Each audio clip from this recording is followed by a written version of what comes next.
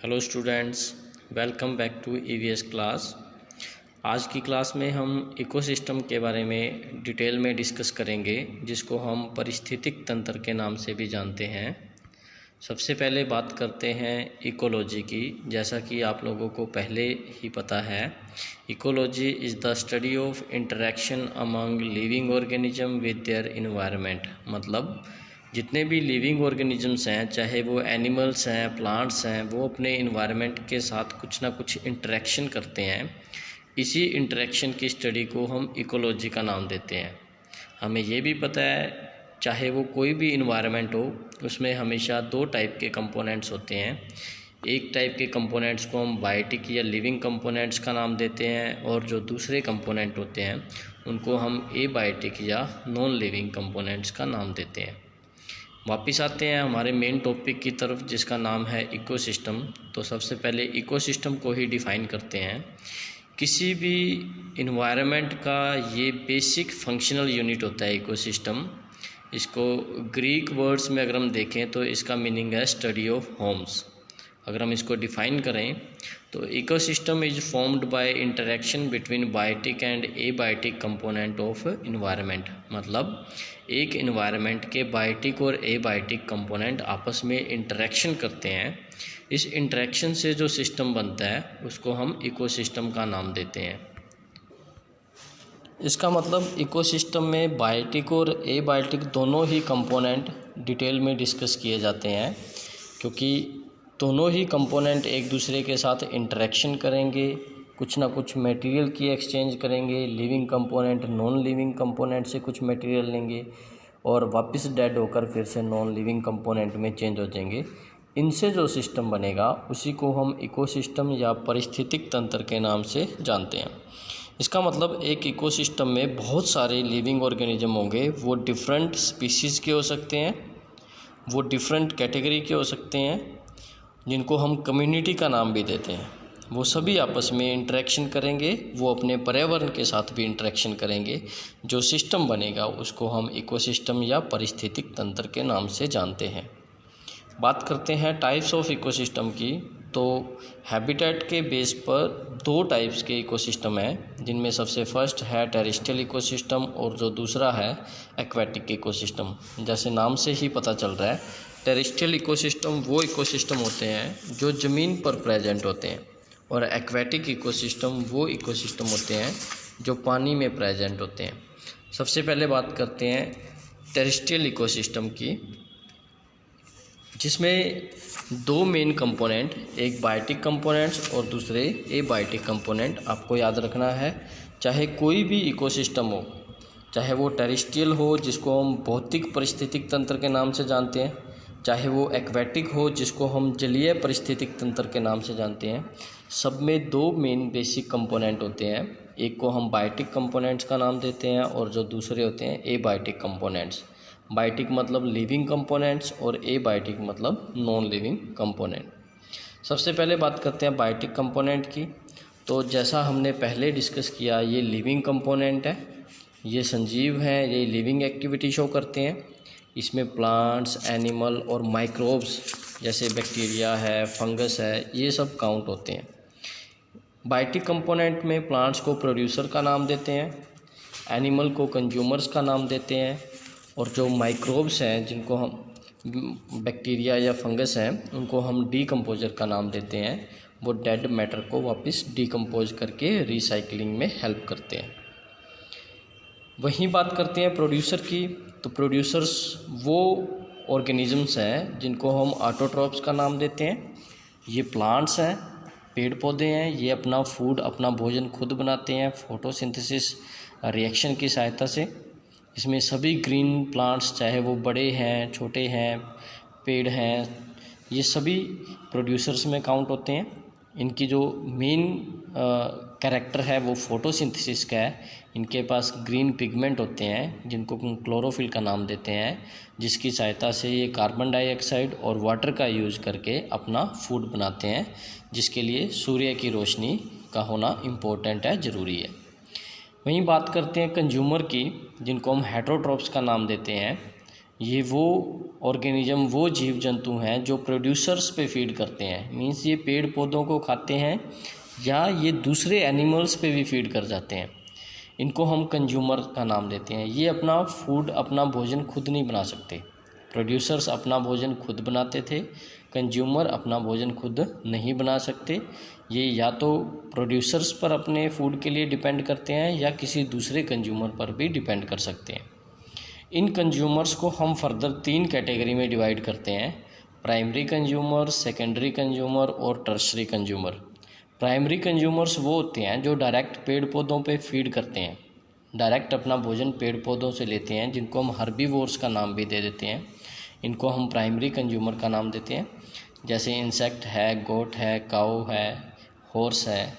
इसी तरह secondary consumer जो प्राइमरी कंज्यूमर पर फीड करते हैं, अपना भोजन प्राइमरी कंज्यूमर से लेते हैं, उनको हम सेकेंडरी कंज्यूमर का नाम देते हैं। और जो अपना भोजन सेकेंडरी कंज्यूमर से लेंगे उनको हम टर्शरी कंज्यूमर का नाम देंगे। सेकेंडरी कंज्यूमर में हमारे पास कैट, स्नेक, फ्रॉग, और टर्शरी कंज्यूमर में जो एग्जांपल है हमारे पास वो टाइगर, लायन, ये सब टर्शरी जो कंज्यूमर में काउंट होते हैं। वहीं बात करें हम डिकम्पोजर की, तो डिकम्पोजर में बहुत से बैक्टीरिया, बहुत से फंगस, माइक्रोब्स आते हैं। ये गले सड़े पदार्थों को डिकम्पोज करके वापस सॉइल में मिक्स कर देते हैं, मिट्टी में मिक्स कर देते हैं, ताकि उनकी रिसाइकलिंग हो सके। मिट्टी से वो वापस पेड़ पौधों में जाएंगे और पेड़ पौधे उनको आगे अपनी ग्रोथ के लिए, फोटोसिंथेसिस के लिए वापस यूज़ करेंगे। ऐसे ऑर्गेनिजम्स को हम डिकम्पोजर का नाम देते हैं। ये भी इकोसिस्टम में बहुत ज़रूरी होते हैं। नॉन लिविंग या एबायोटिक कंपोनेंट्स में हम देखें तो इसमें soil, water, air, energy, nutrients, ये सब एबायोटिक या नॉन लिविंग कंपोनेंट होते हैं। इनको फर्दर हम 2 कैटेगरी में डिवाइड करते हैं, एक फिजिकल कंपोनेंट्स और दूसरे केमिकल कंपोनेंट्स। फिजिकल कंपोनेंट्स में एनर्जी, ऊर्जा है, क्लाइमेट है, environmental condition, raw material, space, ये सब हमारे लिए फिजिकल कंपोनेंट होते हैं। Air, water, soil, sunlight. और वहीं अगर हम केमिकल कंपोनेंट्स की बात करें तो इसमें हमारे पास 2 कैटेगरी हैं, एक ऑर्गेनिक सब्सटेंस जिसमें प्रोटीन्स, लिपिड, कार्बोहाइड्रेट, और दूसरे इनऑर्गेनिक सब्सटेंस जिसमें हमारे पास बहुत से मिनरल्स हैं, चाहे वो कॉपर, जिंक, एल्युमिनियम या उसके साथ साथ कार्बन, हाइड्रोजन, ऑक्सीजन, नाइट्रोजन, ये सब हमारे लिए केमिकल कंपोनेंट्स हैं, इनऑर्गेनिक केमिकल कंपोनेंट्स हैं। बात करते हैं फंक्शन ऑफ इकोसिस्टम की, तो इकोसिस्टम का बेसिक फंक्शन है free flow of energy and recycling of nutrients. अभी हमने देखा हमारे इकोसिस्टम में बहुत सारे जीव जंतु हैं। वो जीव जंतु या तो अपना भोजन पेड़ पौधों से लेंगे या किसी दूसरे जीव से लेंगे, मतलब उनके अंदर एनर्जी का ट्रांसफ़र होगा, ऊर्जा का स्थानांतरण होगा। एक जीव से दूसरे जीव को एनर्जी मिलेगी, दूसरे से तीसरे को मिलेगी। यही इकोसिस्टम का बेसिक फंक्शन है, ऊर्जा को ट्रांसफ़र करना एक जीव से दूसरे जीव में, और न्यूट्रिएंट्स का रिसाइकिल करना, न्यूट्रिएंट्स को बार बार उपयोग किया जा सके। ये दोनों ही इकोसिस्टम के इम्पोर्टेंट फंक्शन। अब बात करते हैं energy, flow of energy in ecosystem, food chain, food web और फूड पिरामिड्स। इन सब के बारे में हम डिटेल में डिस्कस करते हैं। सबसे पहले बात करते हैं एनर्जी फ्लो की। हमें पता है एनर्जी या ऊर्जा सभी सिस्टम्स के लिए, सभी लिविंग ऑर्गेनिज्म के लिए ज़रूरी है। बिना एनर्जी के कोई भी कार्य पॉसिबल नहीं है, चाहे वो लिविंग ऑर्गेनिज्म प्लांट्स हैं, एनिमल्स हैं, माइक्रोब्स हैं, सबको किसी न किसी रूप में एनर्जी चाहिए होती है, ऊर्जा चाहिए होती है। हमारी पृथ्वी के लिए ऊर्जा का एक ही मेन सोर्स है जिसको हम सन का नाम देते हैं, सूर्य का नाम देते हैं। जितनी भी एनर्जी है वो सूर्य से आती है, लाइट की फॉर्म में आती है। उस एनर्जी को पेड़ पौधे यूज़ करते हैं। जितनी भी सूर्य की रोशनी पेड़ पौधों पर गिरती है उसका केवल 1% ही पेड़ पौधे यूज़ कर पाते हैं, बाकी एनर्जी वेस्ट हो जाती है। जो एनर्जी पेड़ पौधे यूज़ करेंगे उसकी सहायता से वो अपना भोजन बनाएंगे। उस भोजन का बहुत सारा हिस्सा वो अपने ग्रोथ के लिए, अपनी मेंटेनेंस के लिए यूज़ कर लेते हैं, और जो बाकी बच जाता है वो पेड़ पौधों के अंदर स्टोर हो जाता है। जो स्टोर किया हुआ भोजन है वो कंज्यूमर के पास जाता है, हर्बीवोर्स के पास जाता है, और हर्बीवोर्स से आगे एनर्जी कार्निवोर्स को या सेकेंडरी कंज्यूमर को ट्रांसफ़र होगी। मतलब एक जीव से दूसरे जीव में हमेशा ऊर्जा, हमेशा एनर्जी ट्रांसफ़र होती रहती है, और इसका बहुत सारा हिस्सा लॉस भी हो जाता है। कभी भी पूरी की पूरी एनर्जी एक जीव से दूसरे जीव में ट्रांसफ़र नहीं होती। जैसे कि डायग्राम में भी दिख रहा है, सन से जो एनर्जी मिलती है वो हमें लाइट की फॉर्म में मिलती है। वो एनर्जी प्लांट्स पर जाएगी, प्रोड्यूसर पर जाएगी। बहुत सारा उस एनर्जी का हिस्सा हीट की फॉर्म में लॉस हो जाएगा। जो बचा हुआ है 1% उसकी सहायता से पेड़ पौधे अपना भोजन बनाएंगे।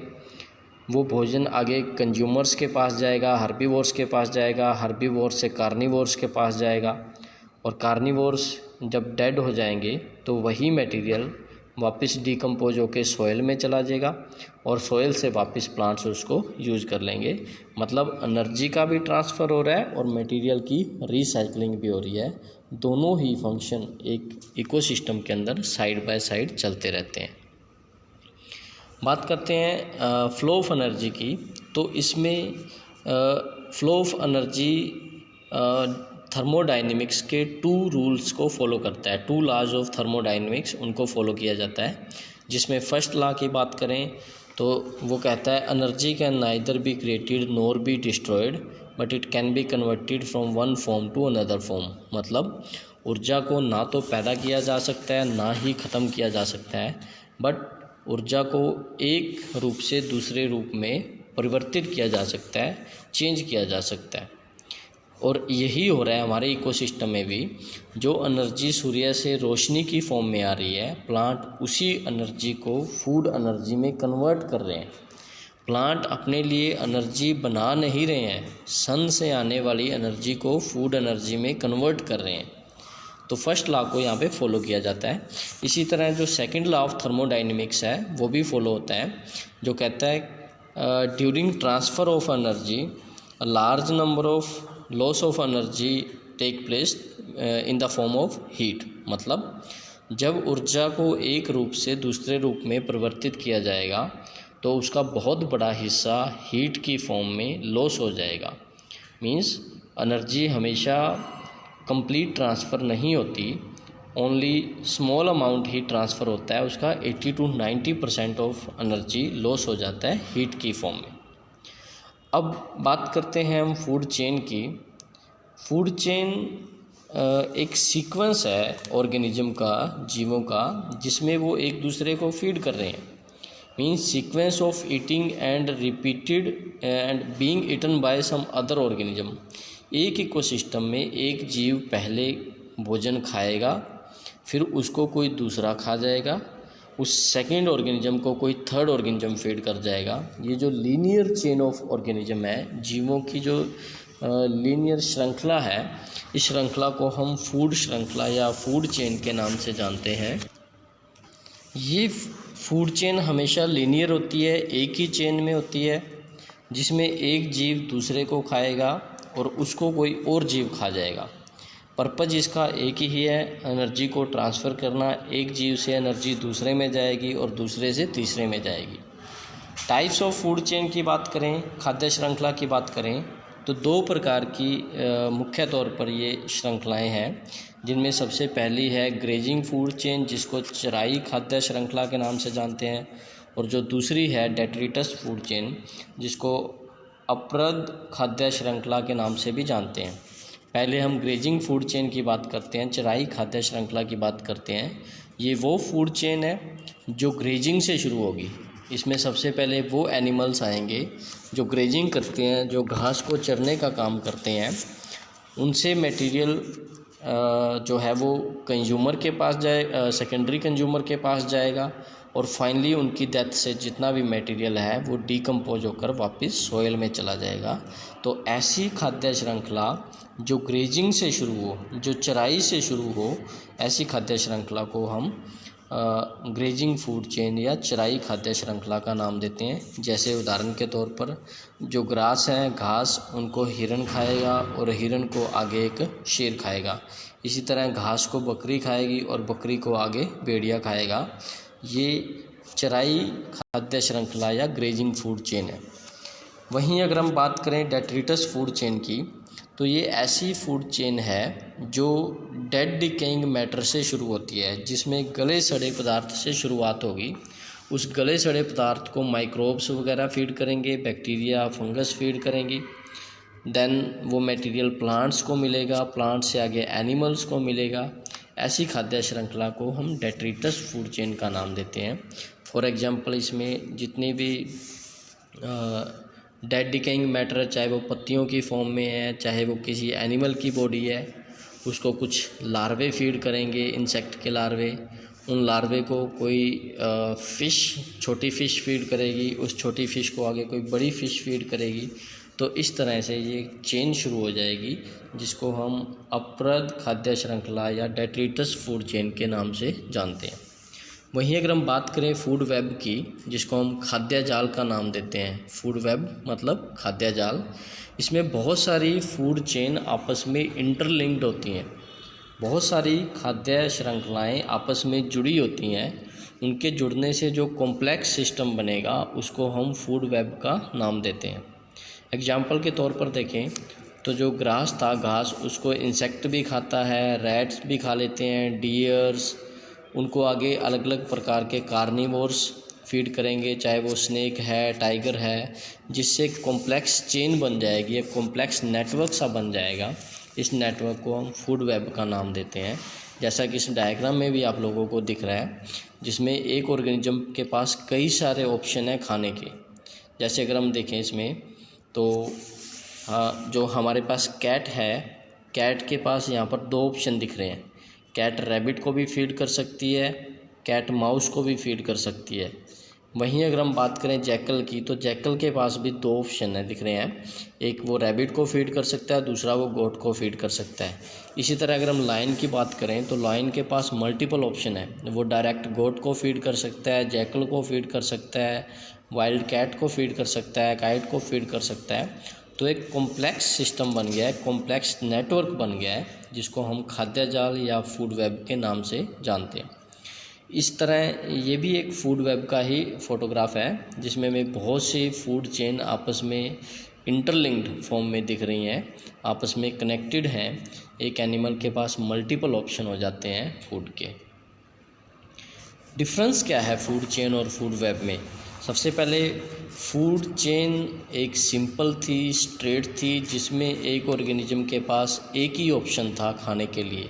वहीं अगर हम फूड वेब की बात करें, ये कॉम्प्लेक्स होती है, नेटवर्क होता है अलग अलग फूड चेन का, जिसमें एक ऑर्गेनिज्म के पास मल्टीपल ऑप्शन होते हैं फूड के। अगर उसको एक टाइप का फूड नहीं मिल रहा तो वो दूसरे टाइप पे फीड करके अपना सर्वाइवल मेंटेन रख सकता है, अपने आप को जिंदा रख सकता है। और रियलिटी में अगर हम देखें तो नेचर में भी फूड वेब प्रेजेंट होते हैं, फूड चेन प्रेजेंट नहीं होते।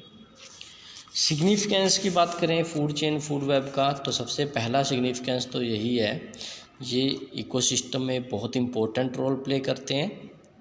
यहाँ पर एनर्जी का फ्लो होता है, न्यूट्रिएंट्स की रिसाइकलिंग होती है, यहाँ पर अलग अलग टाइप का इकोलॉजिकल बैलेंस मेंटेन किया जाता है, चाहे वो पॉपुलेशन का बैलेंस हो, चाहे वो ट्रॉपिक लेवल का बैलेंस हो, उसको मेंटेन करने में हेल्प करते हैं।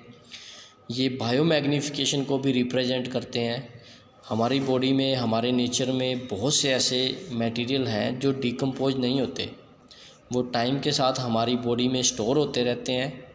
वो एक ट्रॉफिक लेवल से दूसरे ट्रॉफिक लेवल में उनका अमाउंट, उनका कंसंट्रेशन बढ़ता रहता है, जिसको हम बायोमैग्निफिकेशन का नाम देते हैं, जो हमारे लिए हार्मफुल होती है, जिसकी वजह से टॉक्सिक सब्सटेंस बॉडी में इकट्ठे होते रहते हैं, अक्यूमुलेट होते रहते हैं। बात करते हैं इकोलॉजिकल पिरामिड्स की, जिनको हम परिस्थितिक पिरामिड के नाम से भी जानते हैं। एक्चुअली में क्या होता है, जो इकोसिस्टम के फंक्शंस हैं, चाहे वो नंबर है, चाहे वो बायोमास है, चाहे वो एनर्जी है, अगर हम उनको ग्राफ की हेल्प से रिप्रेजेंट करें, ग्राफ की हेल्प से शो करें, तो उस ग्राफ को हम इकोलॉजिकल पिरामिड का नाम देते हैं। तो डेफिनेशन में हम क्या बताएंगे, graphical representation of various ecological function like number, energy and biomass, इनको ग्राफ की हेल्प से शो करना, इसको हम इकोलॉजिकल पिरामिड का नाम देते हैं। किसी भी फूड चेन में बायोमास और नंबर वो हमेशा डिक्रीज होता रहता है। जैसे जैसे हम एक ट्रॉफिक लेवल से दूसरे ट्रॉफिक लेवल में जाएंगे, जीवों का जो नंबर है वो भी कम होता जाएगा और जो जीवों का बायोमास है वो भी टाइम के साथ कम होता जाएगा, ट्रॉफिक लेवल के साथ कम होता जाएगा। और एनर्जी का हमने पहले स्टडी किया है, एक जीव से दूसरे जीव में जाते हुए एनर्जी बहुत ज़्यादा अमाउंट में लॉस हो जाती है हीट की फॉर्म में, कभी भी पूरी की पूरी एनर्जी ट्रांसफ़र नहीं होती। टाइप्स ऑफ पिरामिड की बात करें तो 3 टाइप के पिरामिड्स होते हैं मुख्य तौर पर, जिसमें सबसे पहले हैं पिरामिड ऑफ नंबर, जिनको संख्या के पिरामिड का नाम देते हैं। दूसरे हैं पिरामिड ऑफ एनर्जी, जिनको हम ऊर्जा के पिरामिड का नाम देते हैं। और तीसरे हैं पिरामिड ऑफ बायोमास, जिनको जैविक भार पिरामिड का नाम देते हैं। सबसे पहले बात करते हैं पिरामिड ऑफ नंबर की, मतलब graphical representation of number of organism at different trophic level in A food chain. एक फूड चेन के अंदर अलग अलग लेवल पे जीवों के नंबर को शो करना, जीवों के नंबर को रिप्रेजेंट करना, जो ग्राफ बनेगा उस ग्राफ को हम पिरामिड ऑफ नंबर का नाम देते हैं। मैंने आपको पहले ही बताया है, एक फूड चेन के अंदर एक ट्रॉफिक लेवल से दूसरे ट्रॉफिक लेवल में जाते हुए नंबर हमेशा कम होता है, नंबर हमेशा डिक्रीज हो जाता है। तो जो ग्राफ बनेगा वो हमेशा अपराइट बनता है, जिसको स्ट्रेट पिरामिड का नाम भी देते हैं, अपराइट पिरामिड का नाम भी देते हैं। जैसे एनर्जी का पिरामिड है सेकंड, इसमें एक ट्रॉफिक लेवल से दूसरे ट्रॉफिक लेवल में जाते हुए एनर्जी डिक्रीज हो रही है। वो हमने स्टडी भी किया था कि बहुत सारी एनर्जी लॉस हो जाती है हीट की फॉर्म में। तो यहाँ पर भी जो ग्राफ बनेगा वो अपराइट बनेगा, जिसमें एक ट्रॉफिक लेवल से दूसरे ट्रॉफिक लेवल में एनर्जी हमेशा डिक्रीज हो जाएगी। वहीं बात करें पिरामिड ऑफ बायोमास की, तो इसमें भी हमने आपको बताया था कि एक ट्रॉफिक लेवल से दूसरे ट्रॉफिक लेवल में जाते हुए जो ऑर्गेनिजम्स का, जीवों का नंबर है वो भी कम होता जाता है। डेट्स वाई यहाँ पर भी जो पिरामिड बनेगा वो भी अपराइट बनेगा, जिसमें ट्रॉफिक लेवल से एक ट्रॉफिक लेवल से दूसरे ट्रॉफिक लेवल में जाते हुए नंबर डिक्रीज हो जाता है। अब बात करते हैं इकोसिस्टम की, जिसमें हमारे पास सबसे पहले है फॉरेस्ट इकोसिस्टम, मतलब जंगलों से जो इकोसिस्टम बनता है उसको हम फॉरेस्ट इकोसिस्टम का नाम देते हैं। उसके बारे में डिटेल में डिस्कस करते हैं। फॉरेस्ट इकोसिस्टम वो इकोसिस्टम है जिसमें बहुत बड़े बड़े ट्रीज होंगे, बहुत बड़े बड़े प्लांट्स होंगे। इसमें एनिमल्स का नंबर भी ज़्यादा होगा, बर्ड्स का नंबर भी ज़्यादा होगा। ये हमारी पृथ्वी के अलग अलग हिस्से में फैले हुए हैं। हमारे पूरी पृथ्वी का लगभग 40% जो एरिया है वो इन्हीं फॉरेस्ट से ढका हुआ है, फॉरेस्ट इकोसिस्टम से ढका हुआ है। और हमारे इंडिया में अगर हम देखें तो 19% जो टोटल एरिया का है वो फॉरेस्ट इकोसिस्टम से ढका हुआ है। इन फॉरेस्ट इकोसिस्टम में जो सबसे मेन है वो है ट्रॉपिकल रेन फॉरेस्ट, जिसको हम वर्षा वन के नाम से भी जानते हैं। Tropical rain forest tropical area में प्रेजेंट है, इक्वेटर के आसपास प्रेजेंट है। यहाँ पर तापमान बहुत ज़्यादा होता है, यहाँ पर बारिश भी बहुत ज़्यादा होती है, जिसकी वजह से जो प्लांट्स हैं वो हमेशा हरे भरे रहते हैं। डेट्स वाई इसको नाम देते हैं ट्रॉपिकल रेन फॉरेस्ट का। इसमें बहुत लंबे, बहुत हाइट वाले ट्रीज होंगे जिनके लीफ ब्रॉड होंगे। इसमें बहुत से एनिमल भी रहते हैं, जैसे लायन है, टाइगर है, मंकीज़ है। ऐसे फॉरेस्ट को हम ट्रॉपिकल रेन फॉरेस्ट का नाम देते हैं। अगर हम फॉरेस्ट इकोसिस्टम के करैक्टर देखें तो यहाँ पर टेम्परेचर ज़्यादा होता है, रेनफॉल भी सफिशिएंट होता है, जिसकी वजह से बहुत ज़्यादा यहाँ पर पॉन्ड्स और लेक्स मिल जाते हैं।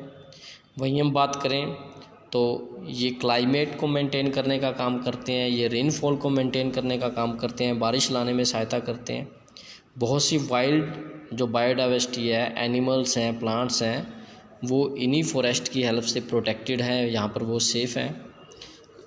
यहाँ की जो सोइल के अंदर ऑर्गेनिक मटेरियल है वो काफ़ी ज़्यादा अमाउंट में होता है, क्योंकि मैटर की डिकम्पोजिशन होती है, बारिश ज़्यादा है, रेनफॉल ज़्यादा हो रहा है, मॉइस्चर ज़्यादा है, तो रिसाइकलिंग मटेरियल की फास्ट होती है।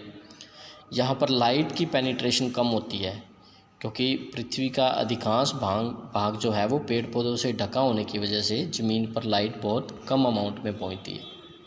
स्ट्रक्चर या फंक्शन की बात करें तो इन इकोसिस्टम के अंदर भी दो ही कंपोनेंट होते हैं, एक बायोटिक कंपोनेंट और एक एबायोटिक कंपोनेंट। जो एबायोटिक कंपोनेंट है उसमें टेम्परेचर है, लाइट है, मिनरल्स है, सॉइल है, एटमॉस्फेरिक कंडीशन है। और बायोटिक कंपोनेंट्स में हमेशा की तरह वही तीन कंपोनेंट, प्रोड्यूसर जिसमें प्लांट काउंट होते हैं, कंज्यूमर जिसमें एनिमल्स काउंट होते हैं, और डीकम्पोजर जिसमें बैक्टीरिया और फंगस काउंट होते हैं। वहीं बात करते हैं हम ग्रासलैंड इकोसिस्टम की, तो हमारी पृथ्वी का जो 20% ऑफ टोटल एरिया है वो ग्रासलैंड से ढका हुआ है, जिसमें बहुत घने घास है, काफ़ी हाइट की, काफ़ी लंबे उसमें घास के पौधे होते हैं। ऐसे एरिए को हम ग्रासलैंड का नाम देते हैं। यहाँ की जो नेट प्राइमरी प्रोडक्टिविटी है वो कम होती है। ये ग्रेजिंग के लिहाज से अच्छे एरिया होते हैं, यहाँ पर बहुत ज़्यादा ग्रेजिंग एनिमल मिलते हैं जो चराई करते हैं। कंडीशंस के अकॉर्डिंग देखें तो इन ग्रासलैंड को फर्दर 3 प्रकार में विभाजित किया गया है, जिसमें पहला है ट्रॉपिकल ग्रासलैंड, दूसरा है टेम्परेट ग्रासलैंड, तीसरा है पोलर ग्रासलैंड।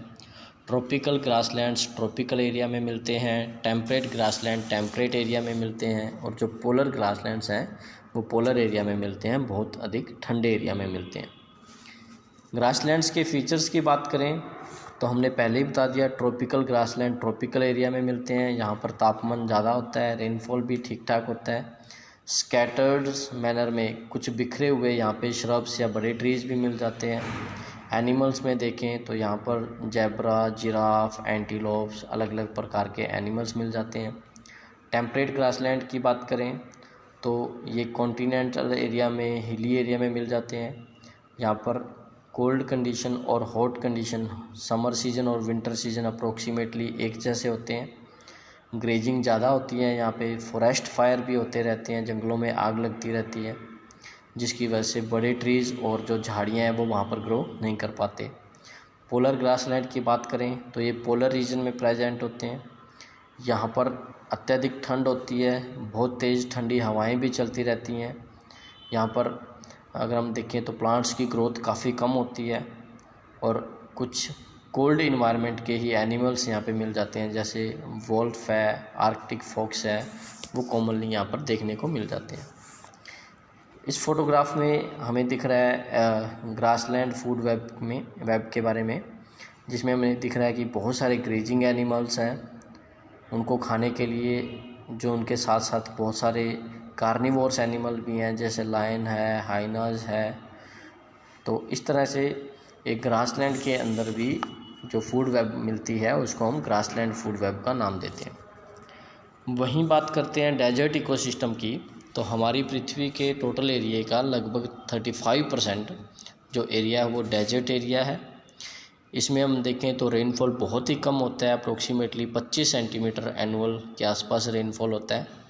कंडीशन ड्राई रहती हैं, यहाँ पर सूखे की जो कंडीशन है, हालात ज़्यादा रहते हैं। डेट्स वाई यहाँ पर बायोडाइवर्सिटी बहुत कम है, जीव जंतुओं का नंबर बहुत कम है। अगर हम क्लाइमेटिक कंडीशन के आधार पर देखें तो इन डेजर्ट्स को फिर से 3 कैटेगरी में डिवाइड करते हैं, जिसमें सबसे पहला ट्रॉपिकल डेजर्ट। अगर वो ट्रॉपिकल एरिया में प्रेजेंट है, इक्वेटर के आसपास प्रेजेंट है तो ट्रॉपिकल डेजर्ट, टेम्परेट एरिया में है तो टेम्परेट डेजर्ट, और कोल्ड रीजन में है, पोलर रीजन में है तो उसको कोल्ड डेजर्ट का नाम दे देते हैं। कैरेक्टर्स की बात करें तो सबसे पहला कैरेक्टर तो यही है कि यहाँ पर रेनफॉल बहुत कम होता है, कंडीशन ड्राई होती हैं, क्लाइमेट हॉट होता है, टेम्परेचर ज़्यादा होता है, रेनफॉल 25 सेंटीमीटर से भी कम होता है। सॉइल में वाटर का अमाउंट कम होता है, पुअर इन हाइड्रेशन, न्यूट्रिएंट्स कम होते हैं, ऑर्गेनिक मैटर कम होते हैं। डेट्स वाई ऐसी सॉइल ज़्यादा फर्टाइल नहीं होती, यहाँ पर प्लांट्स का नंबर कम होता है, और प्लांट्स कम होने की वजह से यहाँ पर एनिमल्स का नंबर भी कम होता है। ओवरऑल बायोडाइवर्सिटी काफ़ी कम होती है। डायग्राम में हमें दिख रहा है डेजर्ट फूड वेब, जिसमें अलग अलग प्रकार के डेजर्ट्स प्लांट्स हैं, उनको फीड करने के लिए डेजर्ट टाइप के एनिमल्स, और एनिमल्स को फीड करने के लिए आगे टॉप कार्निवोर्स वो इसमें दिख रहे हैं। बात करते हैं एक्वेटिक इकोसिस्टम की, तो ऐसा इकोसिस्टम जो वाटर में प्रेजेंट है, वाटर बॉडी से बना हुआ है, उसको हम एक्वेटिक इकोसिस्टम का नाम देते हैं। ये हमारे इन्वायरमेंट का इम्पोर्टेंट पार्ट्स हैं, इम्पोर्टेंट कंपोनेंट है। किसी भी एक्वेटिक इकोसिस्टम की जो कंडीशंस है वो उसकी सैलिनिटी पे डिपेंड करती हैं, मतलब वो पानी कितना खारा है, उसमें साल्ट का कंसंट्रेशन कितना है। इसी कंसंट्रेशन के आधार पर इन एक्वेटिक इकोसिस्टम को दो कैटेगरी में डिवाइड करते हैं, एक फ्रेश वाटर इकोसिस्टम और दूसरा साल्टी या marine water ecosystem. Fresh water ecosystem वो इकोसिस्टम होते हैं जिनको साफ़ पानी के इकोसिस्टम का नाम भी दे देते हैं, जैसे कोई तालाब है, पौंड है, स्ट्रीम, लेक, रिवर, नदी, ये सब फ्रेश वाटर इकोसिस्टम होते हैं। इन इकोसिस्टम के जो वाटर है, उन वाटर में साल्ट की कंसंट्रेशन बहुत कम होती है, ना के बराबर होती है। वहीं अगर हम साल्ट या मैराइन इकोसिस्टम की बात करें, जैसे समुंदर है, ओशियन, एस्चरीज हैं, इनको हम मैराइन वाटर इकोसिस्टम का नाम देते हैं। यहाँ पर साल्ट की कंसंट्रेशन बहुत ज़्यादा होती है। सबसे पहले पॉन्ड इकोसिस्टम की बात करते हैं। पॉन्ड इकोसिस्टम एक ऐसा इकोसिस्टम है जो स्टैग्नेंट वाटर बॉडी से बना हुआ है, जिसमें खड़ा हुआ पानी है। इसमें साल्ट की कंसंट्रेशन कम होती है। मेनली ऐसे इकोसिस्टम का जो वाटर का सोर्स है वो रेनफॉल होता है। रेनी सीजन में पॉन्ड पानी से भर जाते हैं और ड्राई सीजन में जनरली ये सूख जाते हैं। बहुत से एल्गी, प्लांट्स, फिश, बर्ड्स वो भी इनमें ग्रो कर जाते हैं। करैक्टर्स की बात करें तो पॉन्ड टेम्परेरी भी हो सकते हैं, परमानेंट भी हो सकते हैं। टेम्परेरी को सीजनल का नाम देते हैं। रेनफॉल सीजन में ये भर जाते हैं, अदरवाइज ये सूख जाते हैं। ये स्टैग्नेंट वाटर बॉडी होती है, पानी में हमेशा खड़ा रहता है। पॉन्ड जल्दी पोल्यूटेड हो जाते हैं, आसानी से पोल्यूटेड हो जाते हैं, क्योंकि इनके अंदर लिमिटेड अमाउंट में वाटर होता है। और जैसे ही हवा चलेंगी, हवाओं से बहुत सारी मिट्टी, डस्ट, डेब्रिस पॉन्ड के अंदर जमा होता रहता है, तो ये आसानी से पोल्यूटेड हो जाते हैं। पॉन्ड में बहुत सारे एल्गी ग्रो कर जाते हैं, वॉलवॉग्स, प्रोटोजोआ ग्रो कर जाते हैं। बहुत सारे इंसेक्ट भी मिलते हैं पॉन्ड्स के अंदर।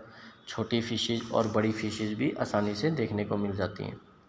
इस फोटोग्राफ में हमें फूड वेब के बारे में दिख रहा है, जिसमें बहुत सारे हमें कुछ एक एक्वेटिक प्लांट्स दिख रहे हैं। एक्वेटिक प्लांट्स को फीड करने के लिए कुछ एक वहाँ पर प्राइमरी कंज्यूमर होंगे, हर्बीवोर्स होंगे। उनको फीड करने के लिए स्मॉल फ़िश होंगी और स्मॉल फ़िश को फीड करने के लिए लार्ज फ़िश और एक्वेटिक बर्ड्स भी दिख रहे हैं। तो इस तरह से aquatic food chain aquatic ecosystem में मिलती है। आज की क्लास में हम इतना ही करते हैं। जो टॉपिक रह गए हैं वो हम नेक्स्ट क्लास में डिस्कस करेंगे। तब तक के लिए आप इन टॉपिक्स को डिटेल में डिस्कस करो और कुछ एक इम्पोर्टेंट क्वेश्चंस को भी तैयार करो, जिसमें सबसे पहला क्वेश्चन है इकोसिस्टम क्या है, उसको डिफ़ाइन करो। फूड चेन क्या है, फूड वेब क्या है, इनके बारे में डिटेल में क्वेश्चन पूछ लेते हैं। इकोसिस्टम के कंपोनेंट्स क्या हैं, उनके बारे में बताओ। जैसा हमने डिस्कस किया था, बायोटिक एंड एबायोटिक दो प्रकार के इकोसिस्टम के कंपोनेंट होते हैं। ट्रॉपिकल रेन फॉरेस्ट क्या है, जो ट्रॉपिकल एरिया में प्रेजेंट हो, रेनफॉल बहुत ज़्यादा हो, ट्रॉपिकल रेन फॉरेस्ट बोलते हैं उसको। उसी तरह पिरामिड क्या है, जिसमें हमने देखा था graphical representation of various ecological parameter, जिसमें हमने इकोलॉजिकल पैरामीटर जैसे नंबर है, एनर्जी है, बायोमास है, उसको ग्राफ की हेल्प से रिप्रेजेंट किया, तो उसको पिरामिड का नाम देते हैं। फूड चेन और फूड वेब को डिटेल में एक्सप्लेन करो, उनका सिग्निफिकेंस बताओ। तो इन क्वेश्चंस को आप अपने फाइनल एग्ज़ाम के लिए तैयार करो।